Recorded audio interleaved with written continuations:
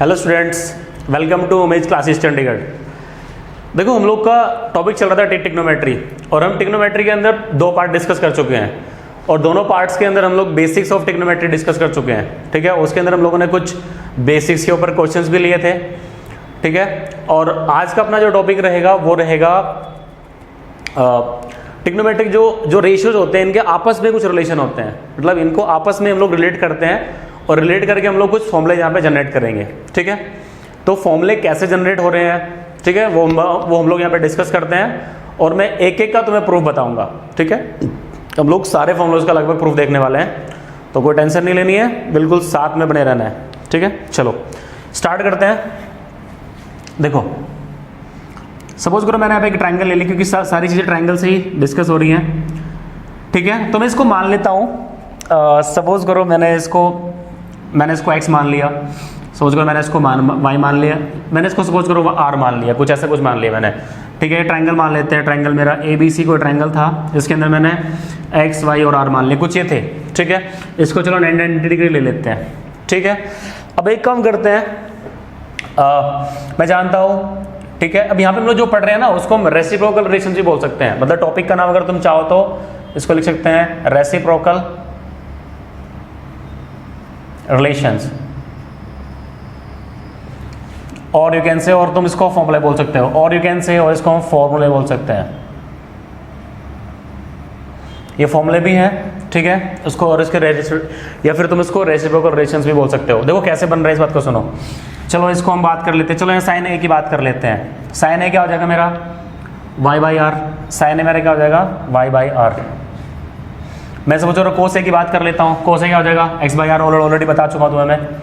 Sign ए y/r, कोस ए x/r। ठीक है, मैंने सपोज करो बात कर लेता हूँ tan ए की। tan ए क्या हो जाएगा y/x, tan ए हो जाएगा y/x। सपोज करो मैं बात कर लेता हूँ cot ए की। cot ए क्या हो जाएगा x/y। उसके बाद मैं sec ए की बात कर लेता हूँ।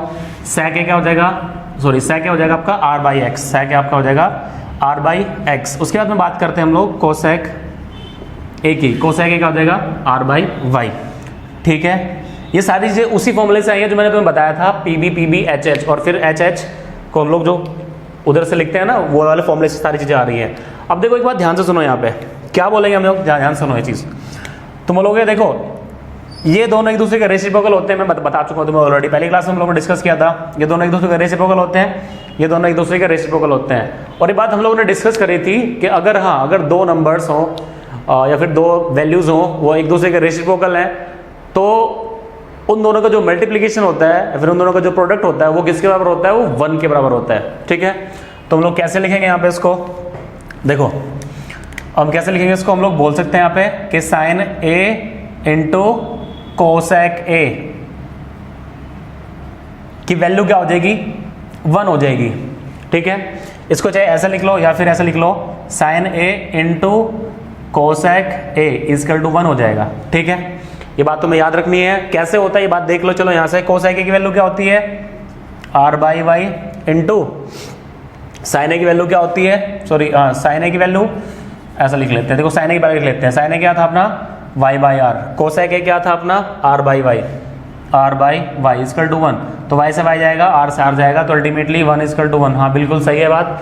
ठीक है, तो ये दोनों एक दूसरे के रेसिप्रोकल होते हैं, तो हमें क्या करना है, हमें इस फॉर्मूले को याद रखना है। ठीक है, हमें इस फॉर्मूले को याद रखना है। ठीक है, तो तुम्हें क्या करना है, डब्बे वाला फॉर्मूला मेरे लिए याद रखना है। डब्बे वाला में इसको, चलो इसको याद रख लेते हैं। ठीक है, इसको याद रखना है। ठीक है, तो ऐसे करके अपने पास में मतलब टोटल 3 फॉर्मूले हैं। देखो जब ये इसका रेसिप्रोकल है तो इन दोनों का प्रोडक्ट 1 होगा, ये दोनों इसका रेसिप्रोकल है तो इन दोनों का प्रोडक्ट भी 1 होगा, और ये इसका रेसिप्रोकल है तो इन दोनों का प्रोडक्ट भी 1 होगा। ठीक है, तो हम क्या करेंगे, देखो ध्यान से सुनो, साइन ए कोसेक ए 1, उसके बाद में tan A into cot A is equal to भी हुआ 1, दूसरा sec A into cos A into cos A की वैल्यू भी हुई आपकी 1। तो आपका देखो तीनों डब्बे आपको याद रखने हैं। ठीक है, अब इन तीनों डब्बों से देखो, अब 3 है तो 3 से 6 बन जाएंगे। ठीक है, कैसे बनेंगे, चलो इस चीज़ को देख लेते हैं। देखो ध्यान से सुनो इस चीज़ को, मेरी बात हो, देखो क्या है कि ये, इस बात को सुनो, देखो हम लोग जानते हैं अगर x dot Y equal to 1 अगर है, ठीक है, बेसिक देखो तो x इजकल टू मैं 1/y भी बोल सकता हूँ और y इजकल टू मैं 1/x भी बोल सकता हूँ। तो सिंपल सी बात है, ऐसे ही मानो कि ये x लिखा है और ये y लिखा है, तो x dot Y equal to 1 अगर हो गया तो मैं सिंपल सी बात है मैं इनको भी दोनों को भी इसी फॉर्मेट में लिख सकता हूँ, ठीक है। तो ये बात ध्यान रखना, हम लोग कैसे लिखेंगे यहाँ पे इसको बोल सकते हैं। देखो एक बात सुनो, मैं लिखूंगा साइन ए इजकल टू क्या हो जाएगा 1 कोसेक ए, इस बात को याद रखोगे, इस बात को याद रखोगे। साइन ए इजकल टू होता है 1 कोसेक ए।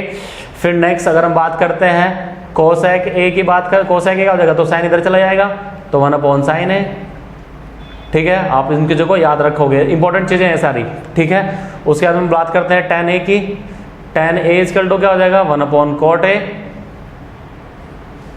सिमिलरली बात कर लेता हूं कॉट ए की, कॉट ए आपका क्या हो जाएगा 1/tan ए, ठीक है।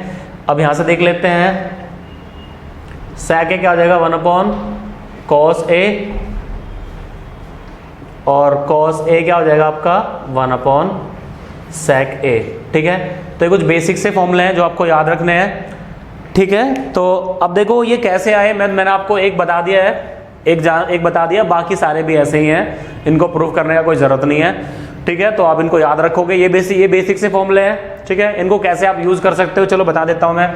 सपोज करो आपको ऐसा कुछ दे रखा है, मान लो आपको साइन ए की वैल्यू दे रखी है, सपोज करो 3/4 दे रखी है साइन ए की, तो आप जान रहे हो कोसेक क्या होता है, कोसेक ए क्या हो जाएगा, ये पलट जाएगा मतलब 4/3 हो जाएगा, कोसेक ए क्या हो जाएगा आपका 4/3, ठीक है। तो ऐसे करके आप देखो, आपको कुछ भी दे रखा है ना, अगर आपको दे रखा है ये वाली चीज तो आप इसकी वैल्यू निकाल सकते हो, ठीक है।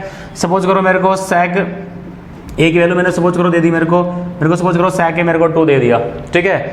sec ए की वैल्यू अगर मेरी 2 दे दी तो तो मेरा cos ए क्या हो जाएगा मेरा 1/2 हो जाएगा, क्योंकि दोनों एक दूसरे का रेसिप्रोकल होते हैं। चाहे इनकी वैल्यू को मल्टीप्लाई करके देख लो, 1 आना चाहिए और आ रहा है, ठीक है। तो अब हम क्या कर रहे हैं, ये कुछ बेसिक से फॉर्मूले हैं। अच्छा हाँ, 2 फॉर्मूले और बनाए गए, ठीक है, उन 2 फॉर्मूलों को भी याद रख लोगे, ठीक है।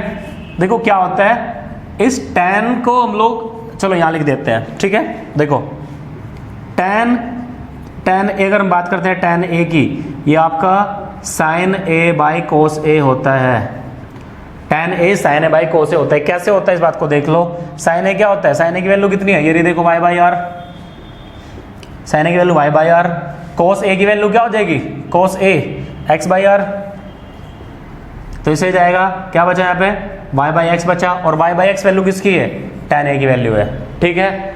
बात क्लियर हुई। तो हम इसको हम tan a के बराबर लिख सकते हैं, या फिर tan a की वैल्यू हम लिख सकते हैं क्या sin a/cos a। बात क्लियर है। अब तुम बोलोगे कि सर tan a पता है तो cot a पता है, बिल्कुल पता है, क्योंकि tan और cot एक दूसरे क्या होते हैं, रेसिप्रोकल होते हैं, ठीक है। तो हम लोग यहाँ क्या लिख सकते हैं, cot a मेरा क्या हो जाएगा, इसको पलट दो, क्या हो जाएगा cos a/sin a हो जाएगा।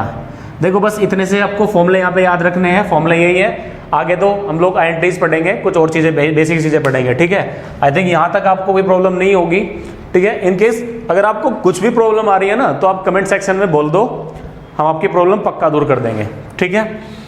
तो ये तो थे आपके मतलब बेसिकली इन्हीं को हम लोग रेसिप्रोकल रिलेशन बोल देते हैं। ये वाले जो आपके रिलेशन है ना, इन्हीं को हम रेसिप्रोकल रिलेशन बोल देते हैं, ठीक है। तो चलो अब नेक्स्ट डिस्कस करते हैं हम लोग trigonometric ratio of standard angles. देखो बात आती है स्टैंडर्ड एंगल्स की। देखो वैसे तो तुम किसी भी ट्रिग्नोमेट्रिक मतलब जो डिफाइन है, जहाँ डिफाइन है, अभी ये चीज़ तुम्हें समझ में नहीं आएगी कि कौन चीज़ कहाँ डिफाइन है। अभी तुम इतना मान लो कि हाँ हम लोग किसी भी ट्रिग्नोमेट्रिक फंक्शंस की या फिर किसी भी ट्रिग्नोमेट्रिक रेशियोज की हम लोग वैल्यू निकाल सकते हैं, ठीक है। तो अभी हमारे पास में देखो जो क्लास 10th के लिए तुम्हारे पास जो इंपॉर्टेंट है, मतलब क्लास 10th में कोई भी एग्जाम हो, जो इंपॉर्टेंट है वो यही है 0 डिग्री, मतलब जो एंगल्स हैं हमारे पास, जो स्टैंडर्ड एंगल्स हैं, इनके अंदर हम लोगों ने रखा है 0 डिग्री, फिर उसके बाद में 30 डिग्री, उसके बाद में फिर 45 डिग्री, उसके बाद में 60 डिग्री, और उसके बाद में फिर 90 डिग्री। हम लोग क्या करते हैं, इन एंगल्स की रेस्पेक्ट में हम लोग ट्रिग्नोमेट्रिक फंक्शंस की या फिर ट्रिग्नोमेट्रिक रेशियोज की वैल्यू निकालते हैं, ठीक है। मतलब जैसे कि sin 0 की वैल्यू क्या होगी, sin 30 की वैल्यू क्या होगी, sin 60 की वैल्यू क्या होगी, sec 60 की वैल्यू क्या होगी, cosec 90 की वैल्यू क्या होगी। देखो ये सारे के सारे मतलब ये सारे के सारे ट्रिग्नोमेट्रिक रेशियोज होते हैं जिनकी वैल्यू हम निकालते हैं with respect to these angles. With respect to these angles, मतलब ये वाले एंगल्स हम लोग क्या करते हैं ट्राइंगल के अंदर कंसिडर करते हैं। जो हम लोग थीटा लेते हैं ना, उसकी जगह हम लोग 0, 30, 45, 60, 90 ये सब एंगल्स को कंसिडर करेंगे, ठीक है।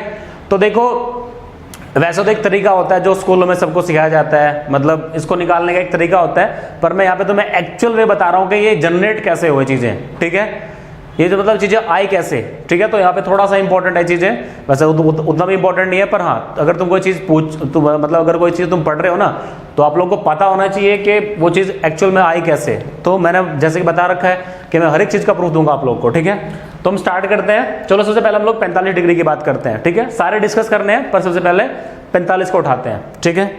तो हम लोग बात करते हैं ट्रिग्नोमेट्रिक रेशियो ऑफ एंगल 45। तो नेक्स्ट अपना है ट्रिग्नोमेट्रिक रेशियो ऑफ एंगल 45।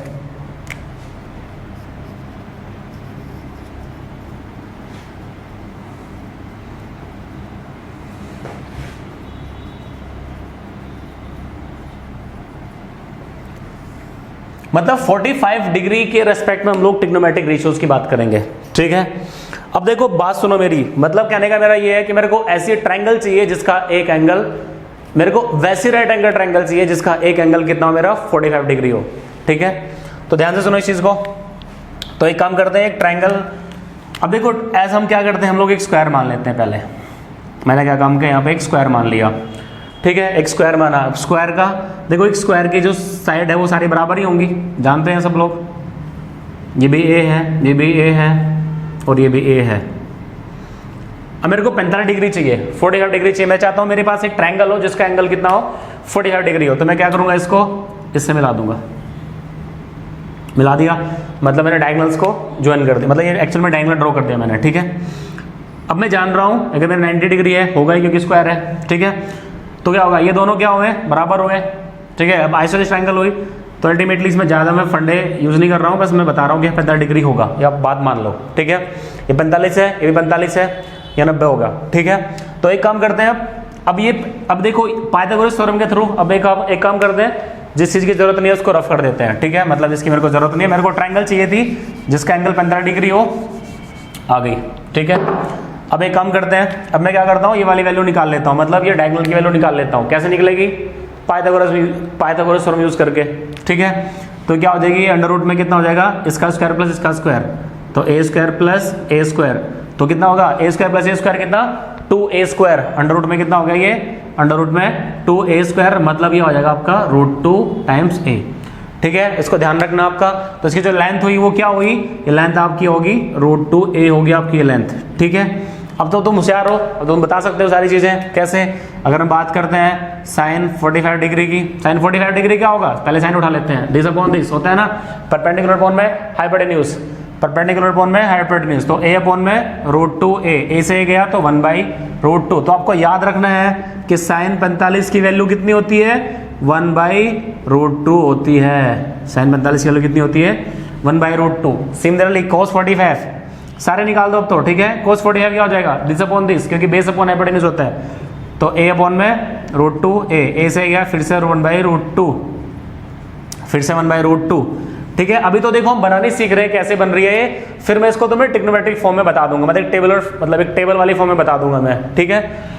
तो साइन हो गया, कोस हो गया, चलो tan लिख लेते हैं, tan 45 के लिए क्या होगा, tan क्या होता है, दिस अपॉन दिस, ठीक है। तो a/a that is equal to 1, तो tan 45 की वैल्यू कितनी होती है, 1 होती है, ठीक है। अब देखो जैसे कि मैंने आप लोग को बताया, अभी बाकी की वैल्यू चाहे इससे निकाल के रख दो, नहीं तो हम लोग अपना रेसिप्रोकल रिलेशन यूज कर सकते हैं, ठीक है। तो यूज कर लेते हैं।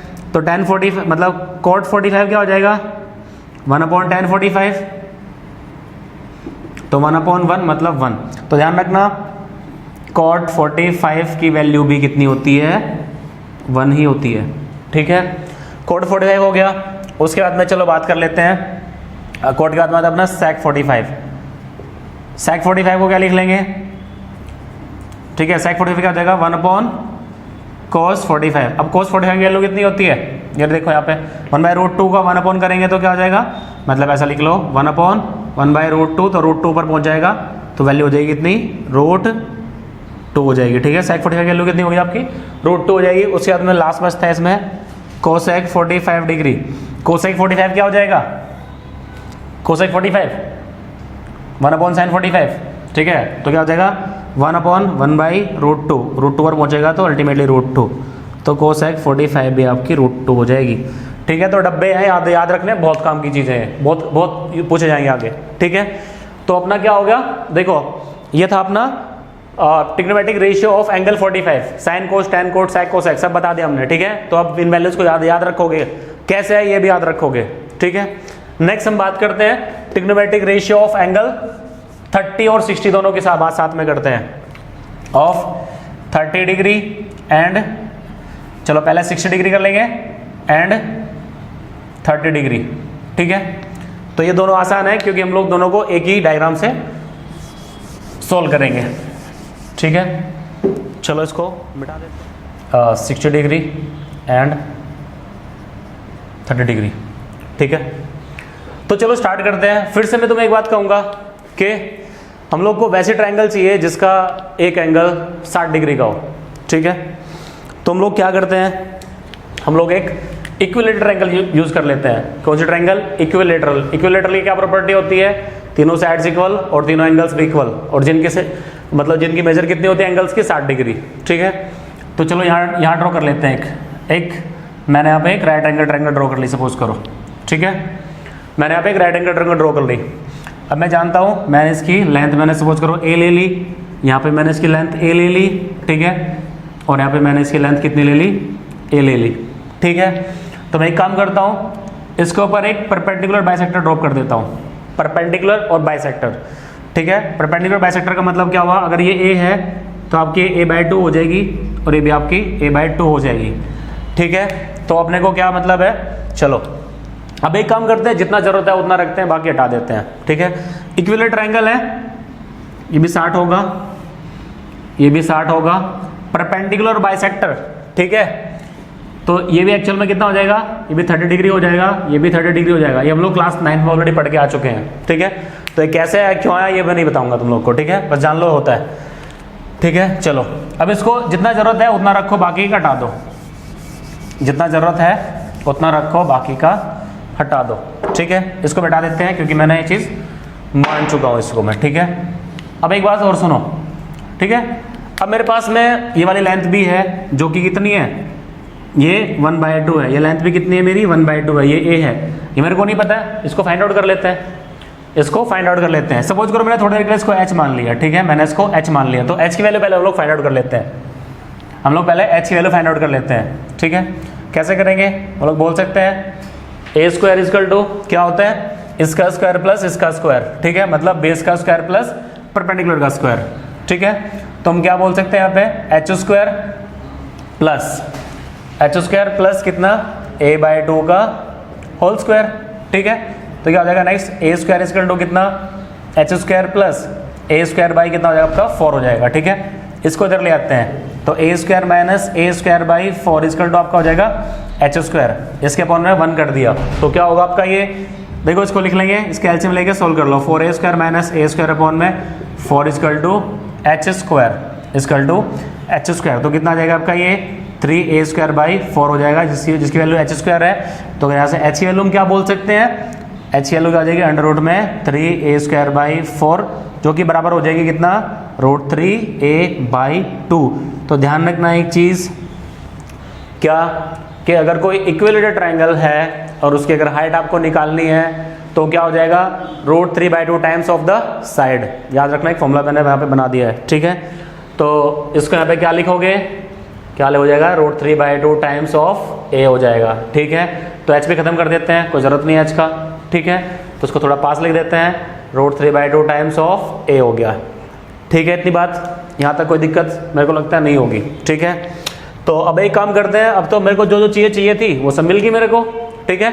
अब मैं 60 और 30 का वैल्यूज मतलब फाइंड आउट कर देते हैं हम लोग, देखो क्या होगी। देखो अब बात करते हैं, पहले sin 60 की बात कर लेते हैं, ठीक है। चलो यहाँ से स्टार्ट करते हैं।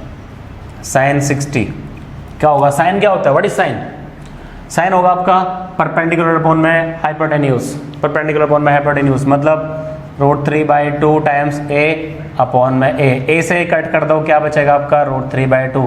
तो आगे से याद रखोगे sin 60 की वैल्यू कितनी होती है, √3/2 होती है, ठीक है।